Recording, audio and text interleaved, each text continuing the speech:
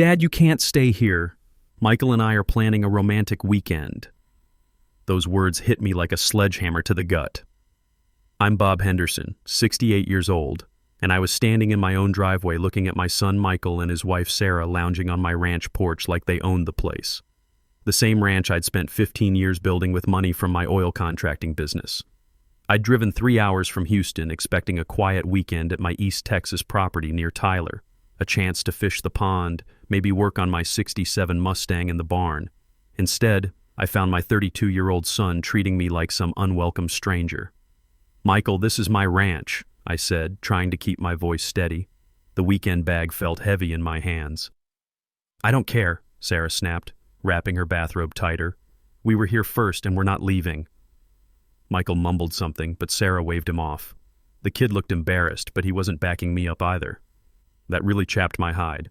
My own son standing there while his wife kicked me off my own property. "Son, I drove 3 hours to get here," I said, taking a step toward my own front door. "Then drive 3 hours back," Sarah shouted. "You're just in the way anyway." In the way. On my own property. The place where Linda and I had planned to spend our golden years before cancer took her 2 years ago. Where I came to feel close to her memory and think about our 25 years together. Linda and I had saved every penny for this 200-acre spread. Cost us $800,000 back in 2010, but with the mineral rights and oil potential in East Texas, it was worth every dollar. She'd pick wildflowers by the pond while I fixed fence posts. We'd sit on this same porch planning which trees to plant, where to put her vegetable garden. Linda always said this place would be our refuge when we got old. Guess she never figured our own son would try to run me off. I stood there, bag at my feet, staring at my only child. The boy who used to help me fix engines, who'd called me his hero until he turned 18. The same kid who'd been at my side during Linda's funeral, promising we'd stick together through thick and thin. But that was before the gambling started getting out of hand. Before Sarah convinced him that Dad's money could solve all their problems. "Fine," I heard myself say. "Fine, I'll go." As I loaded my bag back into the truck, I heard Sarah's voice, softer now, talking to Michael about their dinner plans. They'd already dismissed me, moved on like I was never there. The drive back to Houston felt like the longest 3 hours of my life. I squeezed that steering wheel so hard my knuckles went white. In the rearview mirror, I watched my ranch disappear, knowing something had changed between my son and me forever. You know, I should have seen this coming a mile away. Ever since Linda died, Michael's been testing me. First it was small stuff, borrowing money for car repairs that never seemed to get done, then bigger amounts for emergencies that always seemed to involve Sarah's family somehow. Started innocent enough. Michael would call saying he needed help with a transmission repair, $2,200. Then Sarah's car broke down. Another $2,500. Credit card got maxed out because of unexpected medical bills, $5,000 to bail them out. Each time I wrote the check thinking I was being a good father, helping my grieving son get back on his feet. But looking back now, I can see what was really happening. Every time I said yes, every check I wrote, I was teaching him that old Dad was a pushover. All hat and no cattle, as we say in Texas. Truth is, Michael had been gambling online for 2 years. Started small with football bets at work, then moved to poker websites, then weekend trips to Louisiana casinos. Sarah knew about some of it, but not how deep he was in. Neither did I, until it was too late. Monday evening found me in my study, nursing a Lone Star and thinking about what had happened. The phone rang around 8. "Dad." Michael's voice was cold as a blue norther. "Listen up. Sarah and I have decided. The ranch belongs to her parents now." My beer stopped halfway to my lips. "What?" "Carl and Martha Williams. It's their home now. You're not allowed there anymore." I couldn't believe what I was hearing. "Michael, have you lost your ever-loving mind? You can't just take my property." "Actually, I can and I am. You hardly use it anyway, and they desperately need a place to live." Carl lost his job at the refinery last month. 15 years of 12-hour days in the oil fields flashed through my mind. Every dangerous well site, every contract negotiation, every dollar saved to buy that dream property. Linda and I had picked out every fixture, every piece of furniture. We'd painted that house together, her standing on my shoulders to reach the high spots because she was too proud to use a ladder. It's my ranch, Michael. His laugh was colder than a well-digger's backside. You're being ridiculous. After everything we've done for you since Mom died, everything you've done for me? My voice was getting louder. I paid for your wedding, your truck, bailed you out of credit card debt twice. That's 40 grand over 2 years, son. That's what fathers do, he cut me off. Besides, you're getting old and you're all alone. What do you need with such a big place? Old and alone. At 68. Yeah, I'm no spring chicken anymore, but I'm nowhere near ready for the rocking chair.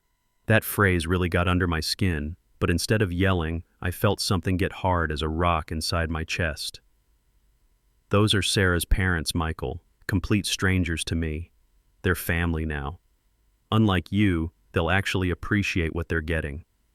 I squeezed that phone until my knuckles went white. No. Dead silence. I could practically hear his surprise through the connection. What did you say? I said no, Michael. The answer is no. You can't say no to me. That ranch is wasted on you anyway. Carl and Martha are struggling and you're just hoarding property like some old miser. That really burned me up. I'd been visiting the ranch more since Linda's death, seeking peace in the place where we'd been happiest. Michael knew this perfectly well. Hell, I'd invited him and Sarah up there dozens of times, but they were always too busy. They can find their own solutions, I said, surprised how steady my voice sounded. I can't believe how selfish you've become. Mom would be ashamed. That crossed every line in the book. Linda would never have supported this theft. Your mother would be horrified by what you've become, I said quietly. Michael's sharp breath was loud through the phone. How dare you? I hung up. For the first time in 2 years, I had hung up on my son. The phone sat quiet in my lap while my heart hammered against my ribs. Outside, Houston's evening traffic hummed along, but inside my study, everything had changed. You see, Linda had always been the disciplinarian in our house. When Michael got out of line as a kid, she'd set him straight with a look that could stop a clock. After she died, I thought being understanding and generous would help him through his grief. Instead, I'd been enabling him. The phone rang again right away, Michael's name on the display. I turned it off. Sleep didn't come that night. I sat in my chair until past midnight replaying every word. By morning, something had changed inside me. The grieving widower who thought love meant giving in to every demand was gone. Instead, the old Marine who'd served 2 tours in Vietnam was waking up. The same guy who'd built $1 million oil contracting business from nothing. The man who'd never backed down from a fight when he was in the right. Next thing I knew, I was planning my counterattack. Tuesday brought some clarity with the sunrise. I made coffee and started looking up Texas property law with the same attention to detail that had built my contracting business. Then I called Tommy Sullivan, my attorney for the past 15 years. Bob, good to hear from you. What can I do for you? I need to talk about protecting my property. Someone's trying to claim ownership rights they don't have. Family member?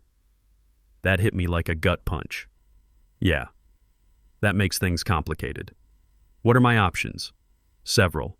We can make sure your documentation is solid, set up protective measures. Family trusts, corporate structures, whatever makes sense. How fast can you move on this? Basic review, a few days. More sophisticated protection, 2 to 3 weeks. I thought about Michael's text. Carl and Martha are coming this weekend. I might not have that long. Tommy's voice got serious. Bob, is someone trying to force you off your own property?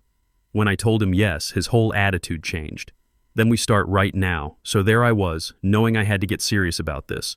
But before I could figure out the legal stuff, I needed to handle the immediate problem.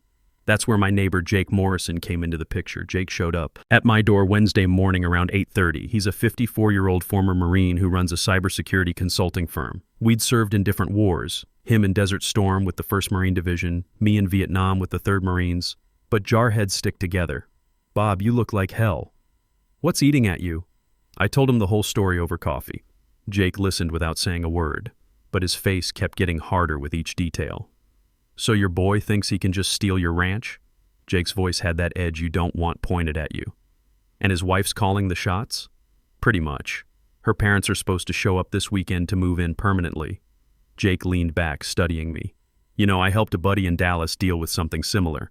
His stepkids tried to pressure him into signing over his house after his wife died. What happened? Let's just say they learned real quick to respect boundaries. Jake's grin wasn't friendly. Bob, you've got a smart home set up at the ranch, right? Basic stuff. Ring cameras, nest locks, automated sprinkler system for the lawn. Perfect. What if I told you we could give these trespassers a welcome they'd never forget? All completely legal, just creative use of existing technology. I thought about Michael's casual dismissal, Sarah's entitled attitude. What did you have in mind? 2 hours later, we were loading Jake's truck with enough electronics to stock a Best Buy. Motion sensors, programmable LED light strips, wireless speakers, and a tablet loaded with home automation software. The beauty of this setup, Jake explained as we drove toward Tyler, is that everything's legit smart home technology. We're just being creative with how we program it. During the drive, Jake told me about his time in Kuwait, how his unit had set up perimeter alarms using motion sensors and floodlights to mess with Iraqi patrols trying to probe their defenses. Head games, he called it. Make the enemy think twice about where they don't belong. That's when I really started liking this plan. We got to the ranch around noon. Jake whistled when he saw the spread. Nice place, Bob. These freeloaders are going to get quite an education. The installation took all afternoon. Jake knew exactly what he was doing, placing motion sensors throughout the house, programming the smart locks with military-grade encryption, and setting up hidden cameras with night vision. But the real masterpiece was the sound system. Motion detection here in the entryway, Jake said, mounting a device no bigger than a smoke detector. The second someone unauthorized walks in, it triggers the living room lights to strobe while the voice system announces, "You are trespassing on private property, leave immediately." And if they don't leave? Jake's eyes lit up. Phase 2, motion in the living room triggers every sprinkler and irrigation valve on the property. Plus the voice messages get more insistent. We worked until dark, programming sequences that would make a drill sergeant proud. Motion-activated lighting that strobed in patterns designed to mess with people's heads. Sound effects from hidden speakers, footsteps, whispers, creaking that seemed to come from empty rooms. The thing about this system, Jake explained while fine-tuning the tablet controls, is that it learns. The more they move around, the more aggressive it gets. While Jake worked on the technical stuff, I found myself thinking about Linda. She would have gotten a kick out of this. My wife always said I was too nice for my own good, that someday someone would try to take advantage of that. Well, someday was here, and I wasn't feeling particularly nice anymore. Linda used to tell me stories about her daddy, who'd run a small ranch outside Beaumont.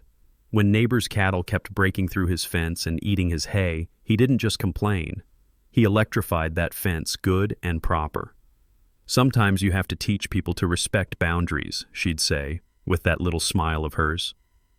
Let's test it, Jake suggested, tablet in hand. Walk through the front door. I stepped inside. Right away, lights started flashing while this automated voice said, "This property belongs to Robert Henderson. You are trespassing. Leave the premises immediately. Keep moving around." After about 30 seconds, every light in the house started strobing while the voice changed to, "Warning! Security system activated. Property owner has been notified. Remove yourself immediately." The sound of rushing water echoed from outside as sprinklers turned on all across the property. "Outstanding," I said. I really was impressed. Jake shut down the test, looking proud of his work. The system runs on backup batteries for 72 hours, so they can't just kill the main power, and everything's controlled through your phone. As we locked up, Jake's curiosity got the better of him. "So when exactly are these unwelcome guests showing up?" "This weekend, and they're planning to move in for good." Jake's laughter echoed across the empty ranch. "Well, they're definitely going to get a Texas-sized welcome." Thursday morning brought Michael to my door at 9 a.m., looking more desperate than angry. Dark circles under his eyes, clothes wrinkled like he'd slept in them.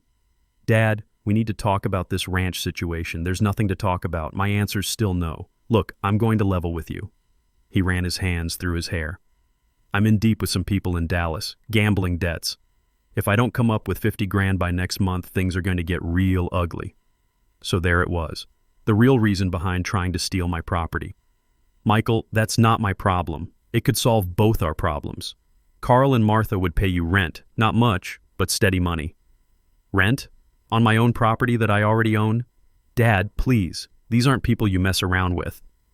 Sarah's parents really do need a place, but honestly, I need that cash flow to stay alive.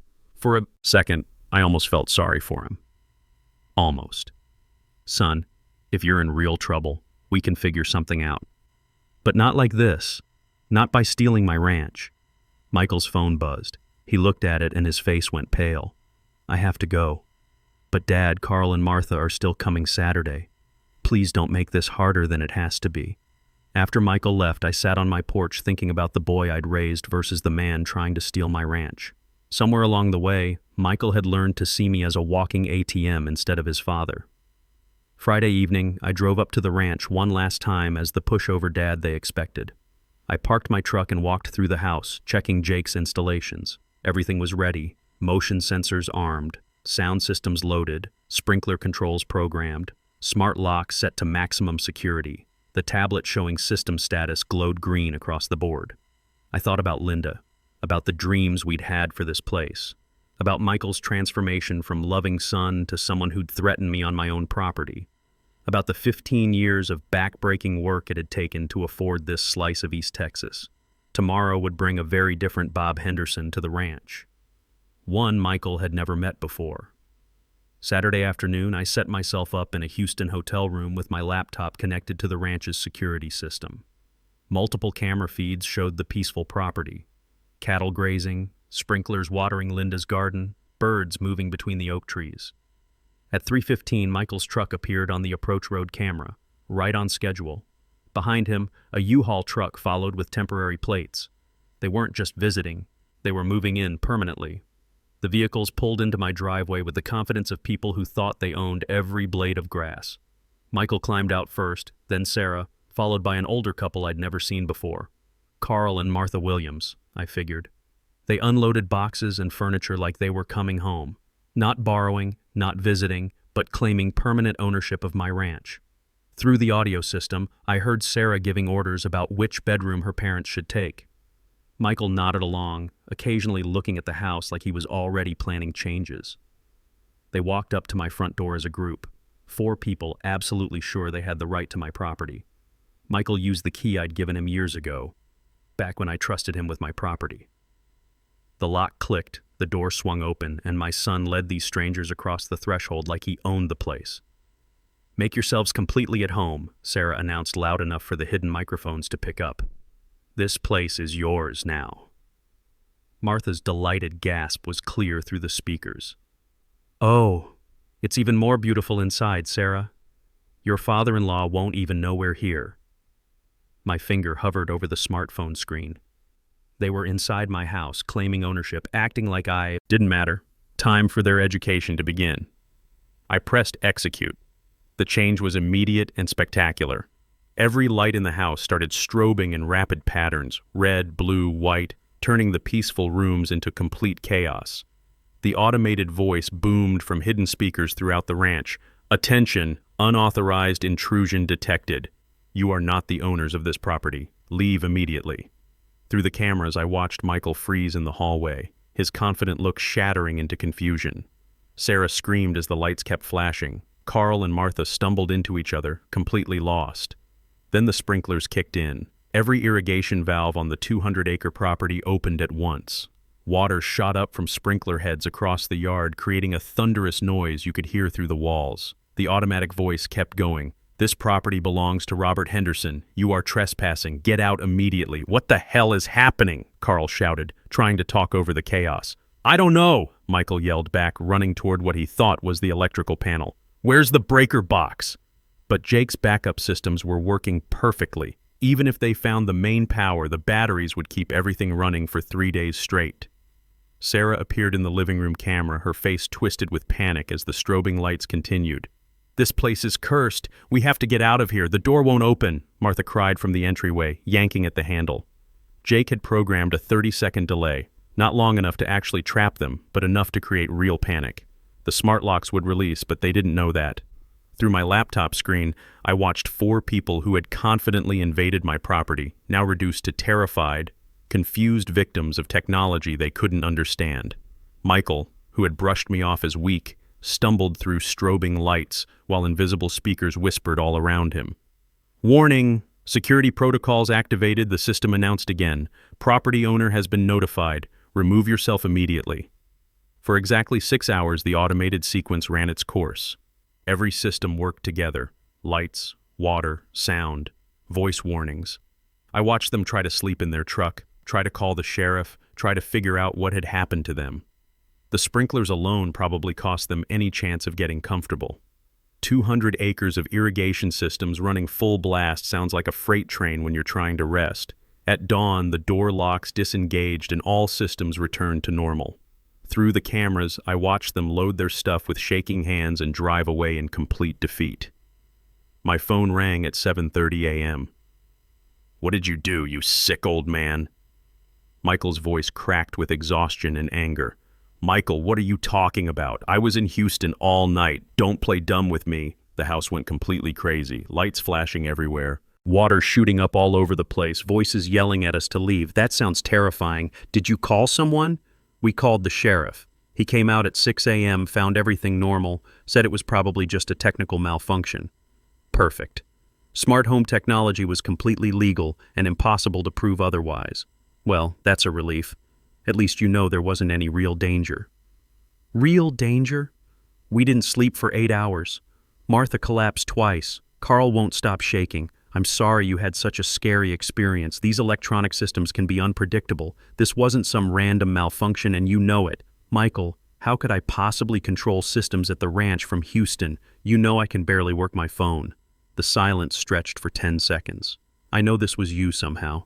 Son, maybe the house just doesn't like strangers moving in without permission. We're never coming back," he said, his voice shaking. "Never. The ranch is yours. We don't want anything to do with that cursed place." "That's probably smart. Sometimes properties develop personalities when their boundaries get violated. This isn't over." Actually, I think it is. But Michael was wrong about one thing. It wasn't over. It was just beginning. Because while the technological revenge had been satisfying, I needed something more permanent. Something that would protect my ranch forever and teach my son a lesson he'd never forget. Tuesday morning, I drove to Tommy Sullivan's office with a plan I'd been working on since Sunday's phone call.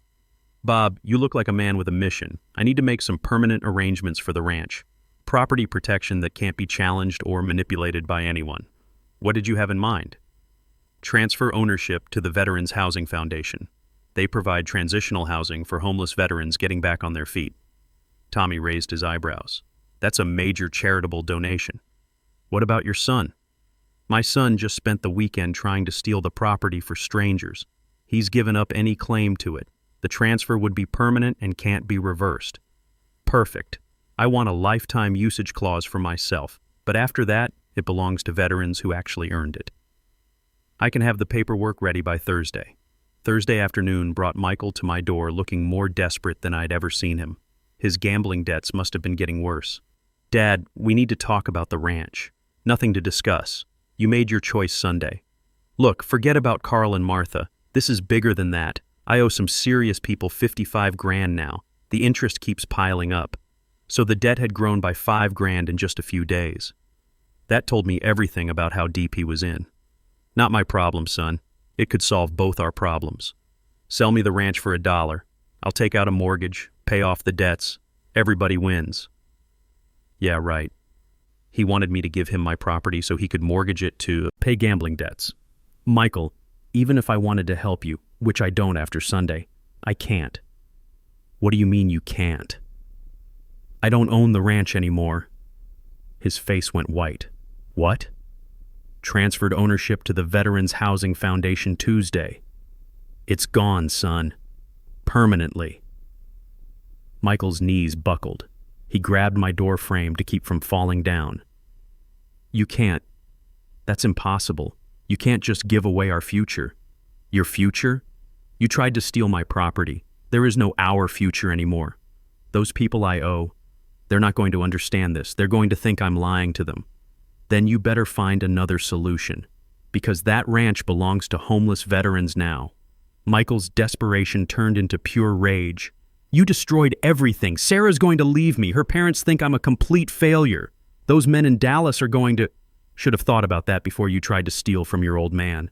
He stormed off without another word. I watched his truck disappear down the street, knowing I'd probably never see my son again. But you know what? I felt lighter than I had in 2 years. That evening, Jake called with an interesting update.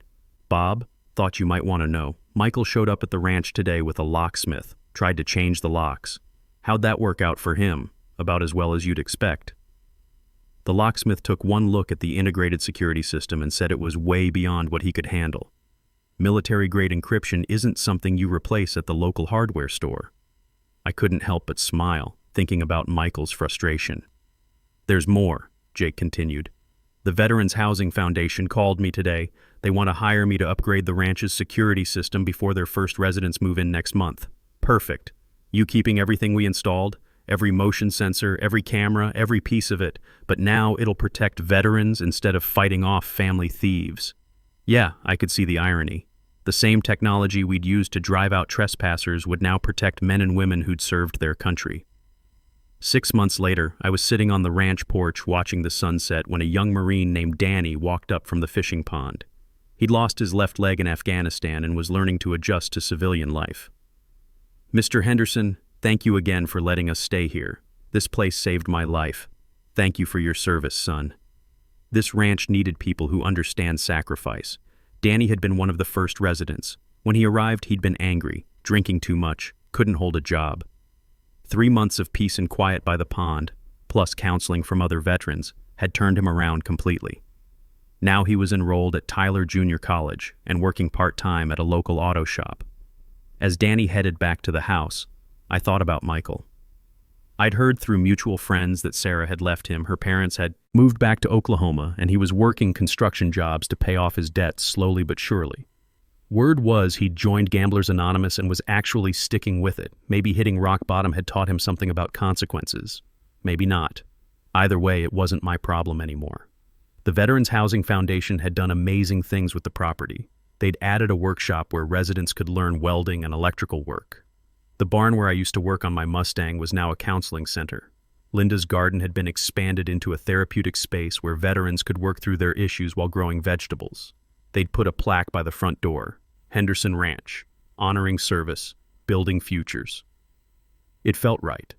Better than my name alone. Better than being stolen by strangers. Definitely better than enabling my son's gambling addiction. Linda would have approved. She always said the best revenge was living well and helping others do the same. You know, people ask me if I regret what I did, if I miss having Michael in my life. The answer's complicated. Do I miss the boy who used to help me fix engines? Sure. Do I miss the man who tried to steal my ranch and threaten me on my own property? Not for 1 second. The thing is, I spent 2 years after Linda died thinking that being a good father meant saying yes to everything Michael asked for. I thought love meant never setting boundaries, never saying no, never making him face consequences. But that wasn't love. That was fear. Fear of losing the only family I had left. Fear of being alone. Fear of admitting that my son had become someone I didn't recognize. Real love sometimes means protecting yourself from people who want to hurt you, even if they're family. Real love means setting boundaries and sticking to them. Real love means teaching people that actions have consequences. The ranch is quiet now, peaceful in a way it never was when I was fighting to protect it. Veterans who've given everything for their country have a safe place to rebuild their lives. Young men and women who came back broken from places like Iraq and Afghanistan are learning to be whole again. And somewhere in Houston, maybe Michael is learning that you can't solve your problems by stealing from the people who love you. Jake still comes by every few weeks to check on the security system and visit with the residents. Most of them are younger than us, but they respect our service and our experience. It's nice to feel useful again, to have purpose beyond just protecting my property. Last month, a young woman named Maria moved in. She'd been a combat medic in Iraq and came back with PTSD so bad she couldn't hold down a job. The first week, she barely spoke to anyone. Now she's helping in the garden and talking about becoming a nurse. That's the kind of transformation Linda always believed in. The idea that with the right support and environment, people could overcome almost anything. The sunset over East Texas looks the same as it always did, but everything else has changed. The property that Michael tried to steal through manipulation and threats now serves a purpose bigger than any one person's comfort.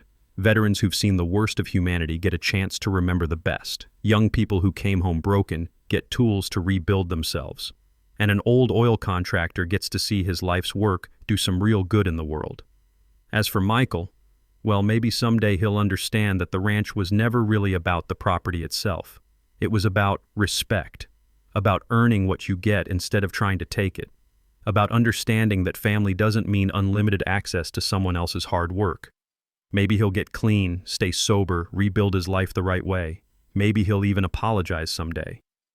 But whether he does or not, I'll be okay. Because I finally learned the difference between being a father and being a victim. Sometimes the most loving thing you can do is refuse to be taken advantage of.